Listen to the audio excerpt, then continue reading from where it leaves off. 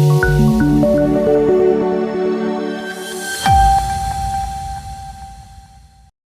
સોમનાથ કલેક્ટરની ઉપસ્થિતિમાં લાંબા સમયથી ગામતળ વધારા અંગેના પડતર પ્રશ્નનું સુખદ નિરાકરણ. ગીર સોમનાથ જિલ્લાના તાલાલા તાલુકાના જુદા જુદા 16 ગામોએ જંગલ વિસ્તારની જમીનમાંથી ગામતળ વધારવા સાર્વજનિક હેતુસર જંગલ ખાતા હસ્તકની જમીન મુક્ત કરવા અંગેનો પ્રશ્ન લાંબા સમયથી પડતર હતો. આ કામે ગામતળના પડતર પ્રશ્નના નિરાકરણ અંગે કલેક્ટર દિગ્વિજયસિંહ જાડેજાના અધ્યક્ષસ્થાને મામલતદાર કચેરી તાલાલા ખાતે એક બેઠકનું આયોજન કરવામાં આવ્યું હતું. ગીર પશ્ચિમ વન વિભાગ, જૂનાગઢના નાયબ વન સંરક્ષક, ગીર સોમનાથ જિલ્લાના નાયબ જિલ્લા વિકાસ અધિકારી, તાલાલાના મામલતદાર અને તાલુકા વિકાસ અધિકારી તથા 16 ગામના સરપંચ, વહીવટીદાર ઉપસ્થિતિમાં આ પ્રશ્નનું નિરાકરણ લાવવામાં આવ્યું હતું. વન વિભાગ, મહેસૂલ વિભાગ તથા પંચાયત વિભાગની સંયુક્ત ટીમો બનાવી આગામી 3 દિવસમાં તમામ ગામોમાં ગામતળની જમીનનો કબજો સંભાળી લેવામાં આવશે.